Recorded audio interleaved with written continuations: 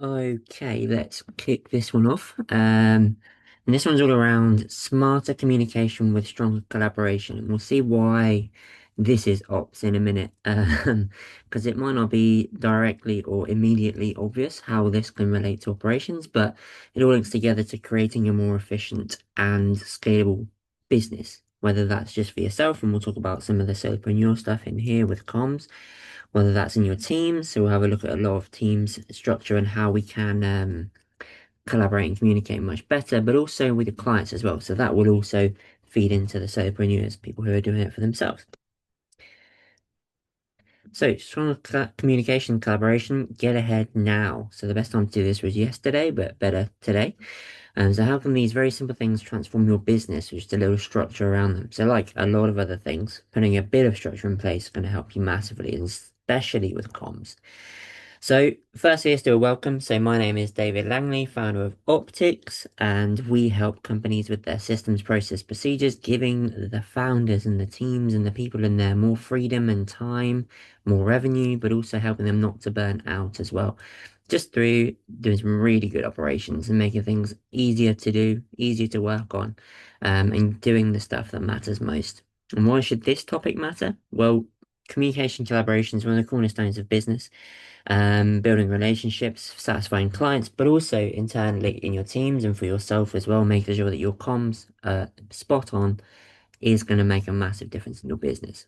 So the key takeaways from today, designing a communication charter for hybrid teams. So we'll have a look at what that is and how that works for you and your team. When to use sync and async, we'll see what these are and how to do each of those well, and collaboration tools and a collaboration tool ecosystem best practices. So what tools should you be using? And most importantly, how are we linking those together to get the best optimization and least admin, which is the most important thing for us. So the problem, noise, drift, and meeting creep. So much noise in business all the time with so many different tools pinging off all the time.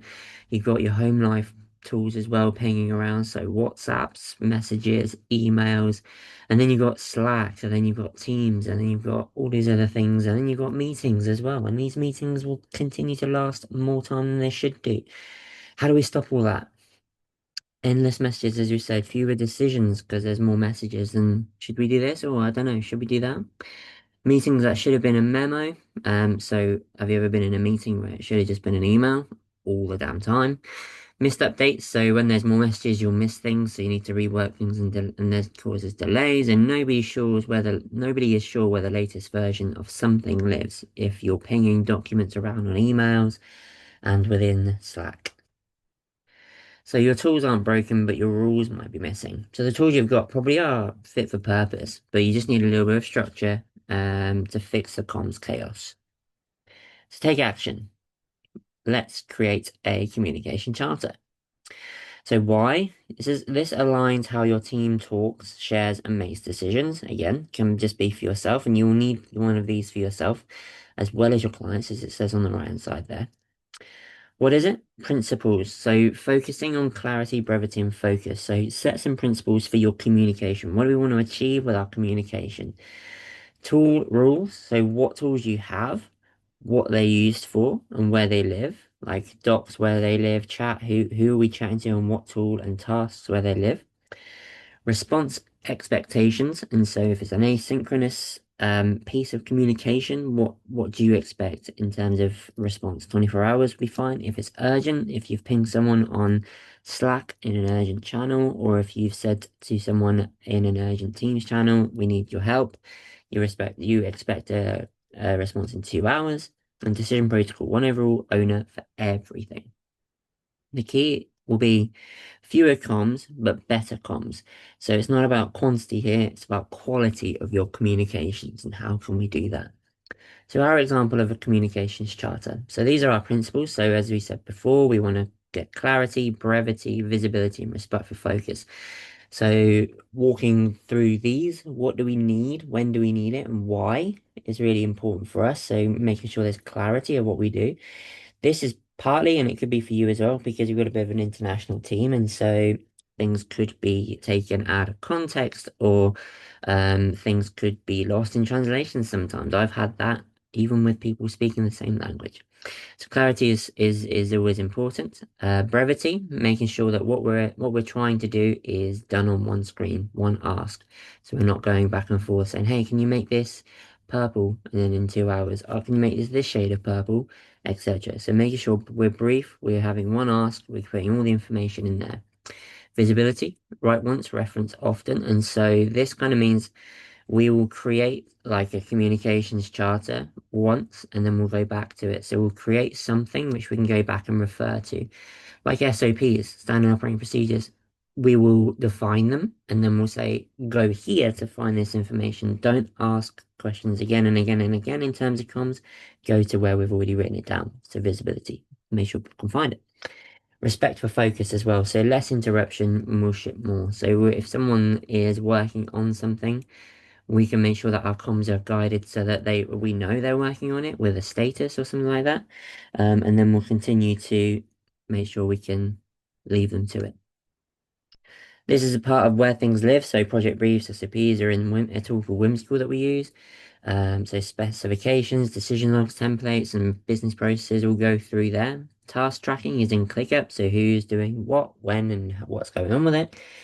Fast comms and alerts is in Slack, so we have different channels for different projects, and we use threads to talk about a specific thing. Meetings, so Zoom, Google Meets with pre-read and agendas in Notion, so we can have things ready to go, and sometimes they're in Google Docs as well. And file storage all in Google Drive, and so we have assets, docs, exports in there.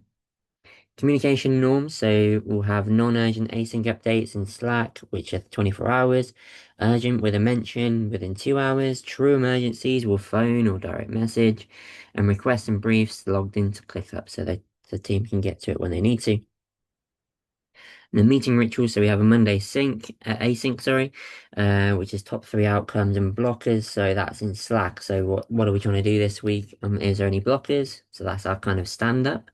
Wednesday we have a 15-minute sync, so unblock and reprioritize if there's anything that we need to kind of do. And then Friday is a 30-minute sync, so demos, decisions, what's next week, what's been going on in the week, all of the team on a call. So there are two stand-ups. We always get asked in projects, should we do stand-ups, should we not? We kind of say it's up to you and it's defined by the team, whatever works best. So you define these meeting rituals. And then monthly, we do a retro and process improvement pick, which means basically we'll have a look and say, okay, what can we improve from this past month? And then we'll have a look at automation in play in a minute, but we have Slack into ClickUp as an automation. We just define these as well. Our note takers into Slack as well, with action items going to ClickUp there, and we'll look at those in a sec.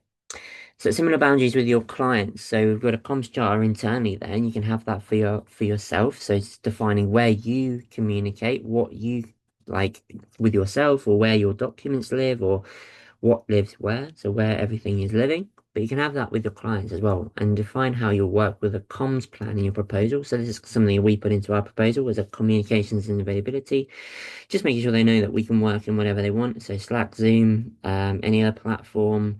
We're fully remote and we don't really care what tech they're using. We'll just seamlessly go in.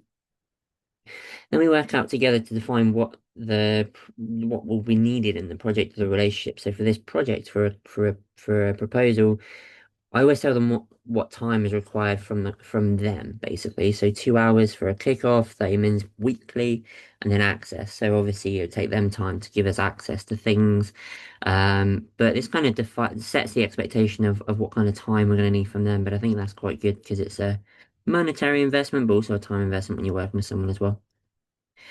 Yes, French Canadian example. So similar, like setting boundaries is important. So I used to work in a role where we were working with a lottery in Quebec, and so they are French Canadian.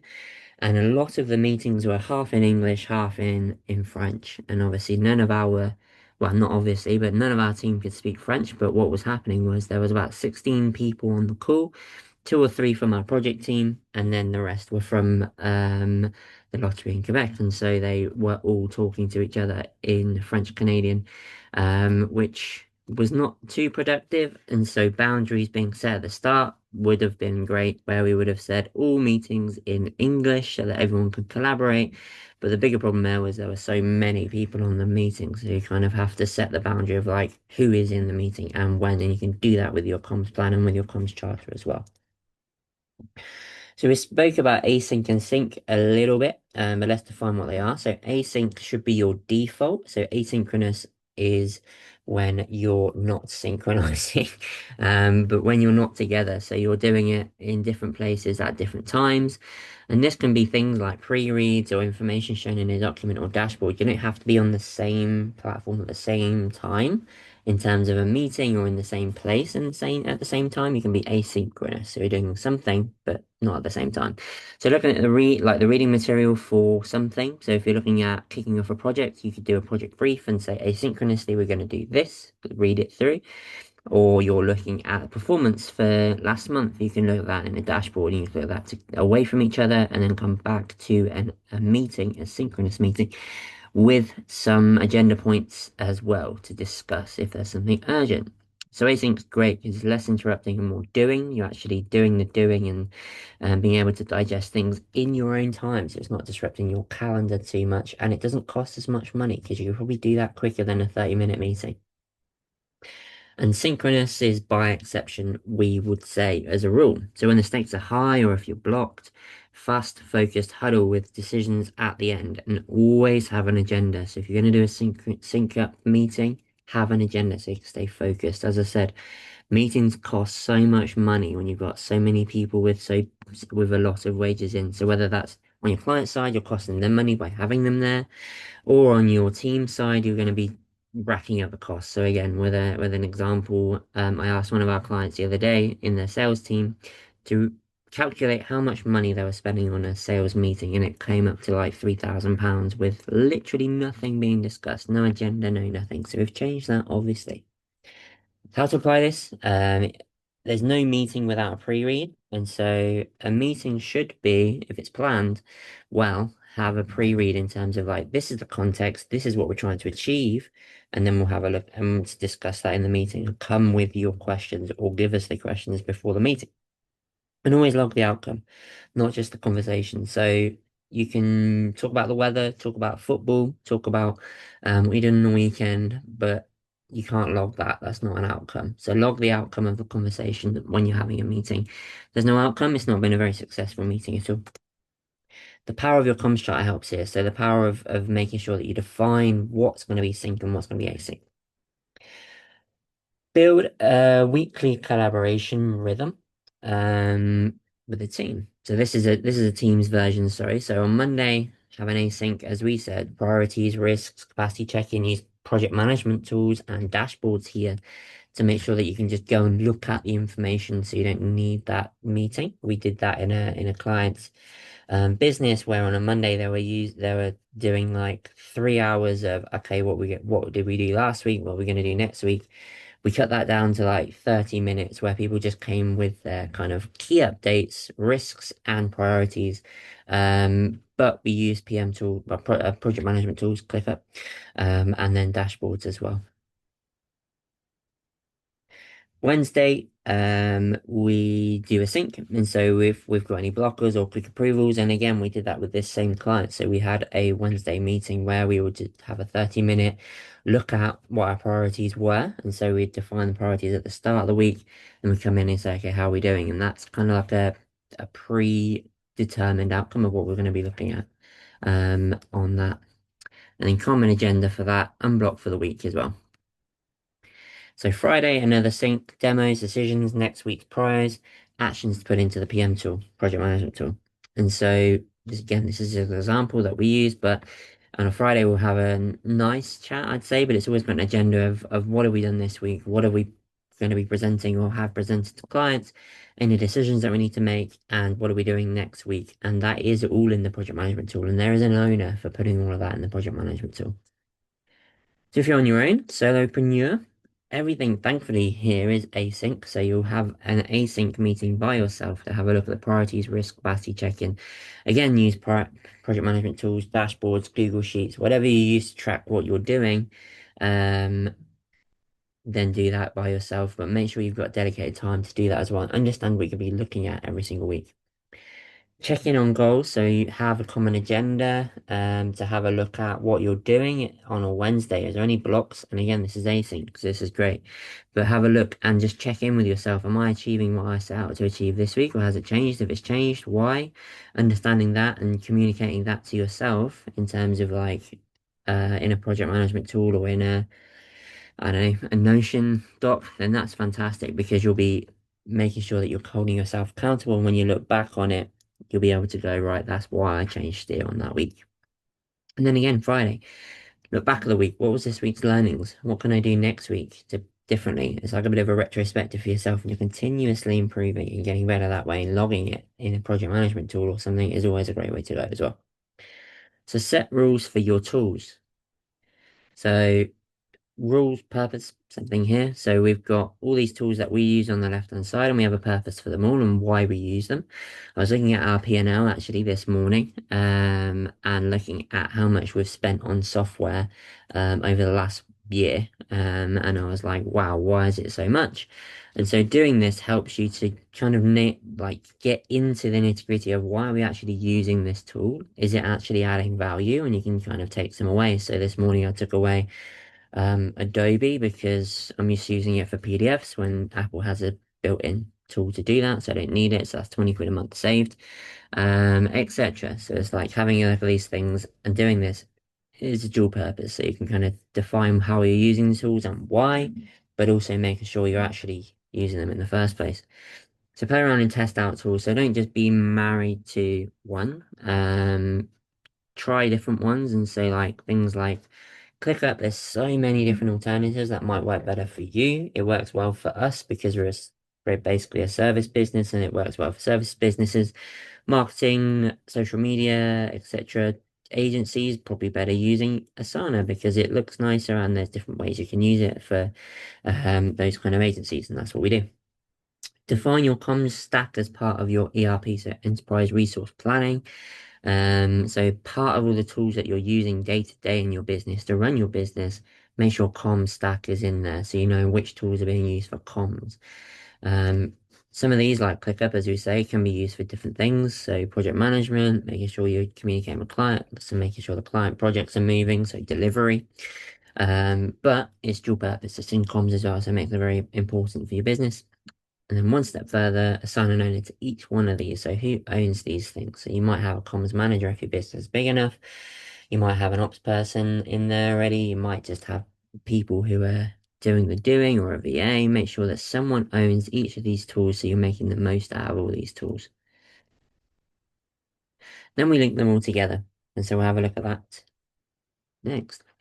To automate the admin, keep the human element of comms. And so we don't want to automate comms too much where we're taking out the human element of things. So we can, in terms of we can automate loads of emails to be firing out to everybody if there's a certain thing that we're doing. But some people don't want to do that. Some people do. It makes the admin much easier. But we can do things like linking Slack and ClickUp together, for example. And so making sure that we've done this so that we've got Slack ClickUp updates going into Slack for the projects that we want to define. So when something is completed, it tells us in the Slack channel, for example. And then we can go the other way. We can, in Slack, create a task from a comment or something someone said or some feedback. Motion is our kind of AI calendar that we use, and we can link that to our CRM. So if someone books a meeting with me in our calendar, then it will create a task in CRM to capture the meeting notes. Gmail and CRM. So again, if someone books or someone sends an email, it will link that back into the CRM. So it's showing in there. So it comes all in one place. Fathom is our AI note taker, and we will generate a Google Doc summary of what's happened in the meeting and put it in the right folder automatically. And Fathom and Whimsical. So Whimsical is where we store all of our project notes. And so if it's a project call, then we'll have all of the things in Whimsical and in ClickUp as well. Keep it simple. Don't overcomplicate your comms. Every automation should support visibility, not replace it. So it should kind of link everything together rather than um, replacing the whole visibility side of things here. We're just automating to cut the admin, as we said before. So this is just an example within our Slack of whimsical being put in there. So Udo put something into whimsical, and then it pings to tell everybody, look, this is what I've just done. So more comms automation examples and ideas for you. So if you react in Slack with a certain thing, or you can do this in Teams as well, you can auto create a task and click up assign based on the mention. So whoever mentioned it, you can assign it to them, for example. So you can do all sorts of fun things like that.